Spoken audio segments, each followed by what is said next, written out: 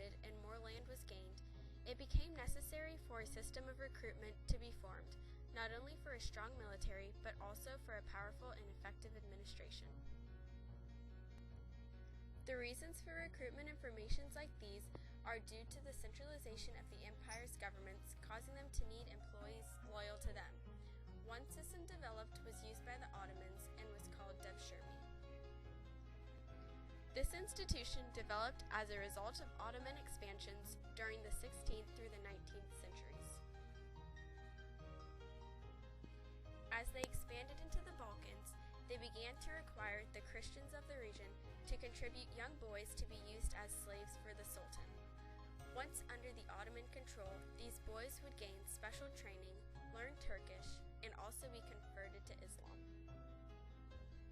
After being fully trained, it was decided whether they would become members of the administration as bureaucrats or soldiers known as janissaries. These janissaries were an important factor in Ottoman expansions because of the fact that they were the group who carried the firearms for the military.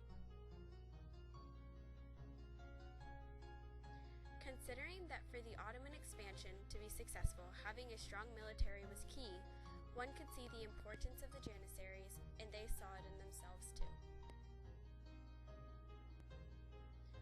This importance made them want a say in the Sultan's decisions, therefore they often challenged the central government.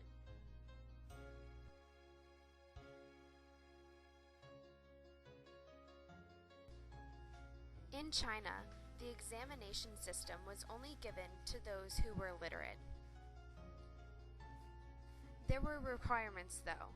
Test takers had to know about history, culture, language, and Chinese literature, such as Confucian texts. These tough exams were created to recruit officials by linking state, society, and education. It was based on merit, not family background or political connections. Once a test taker successfully passed the multiple exams, he and his family's status increased greatly and gave them more privileges and prestige in society. Japanese rulers built up loyal militants by giving certain people political rights in large estates. The Japanese emperors were supposed to be the almighty leaders in theory. In actuality, the emperors were only pawns used by the shoguns. This led to a war within the land, and it was repaired by a series of military leaders and established a centralized military government called Tokugawa Bakufu. The shogun employed numerous people to do his bidding.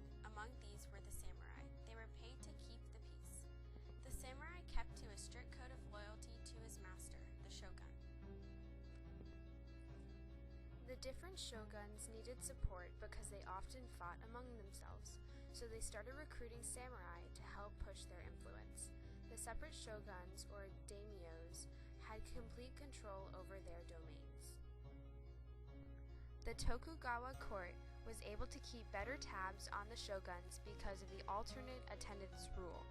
A shogun had to spend every other year away from their homes and in the court. The Tokugawa shogunate did this in order to preserve the unification of the entire empire. The bureaucratic system had more warriors than actual scholars. They were all very high up in social status. The Tokugawa were responsible for the unification of Japan. Otherwise, it would be shoguns fighting each other for land. It would seem like it was divided up into different countries and not all one country. In France, the elites were chosen based on wealth, status, and family background. Merchants were appointed by French kings, and France had a professionalized army with formal training for officers, uniforms, and support, and created military hospitals and pensions. France's government was an absolute monarchy. England had a parliamentary monarchy where the parliament elected bureaucratic elites and military officials. In Russia, Peter the Great recruited bureaucrats outside of the aristocratic ranks and gave them noble titles to reward them for their bureaucratic service. He imitated Western military organization, specially trained fighting forces, and set up police forces to supervise the bureaucracy and its many officials. In In Spanish American colonies, the elites were based on background, wealth, and social status. Men played a role in the bureaucracy as lawyers and judges. There were major links between church and state, so there was a royal nomination of church officials. Control of the colonies and slave trade meant more power for countries and their elite government staff. Military officials were inexperienced elites in the colonies who fought wars and helped expand the empire.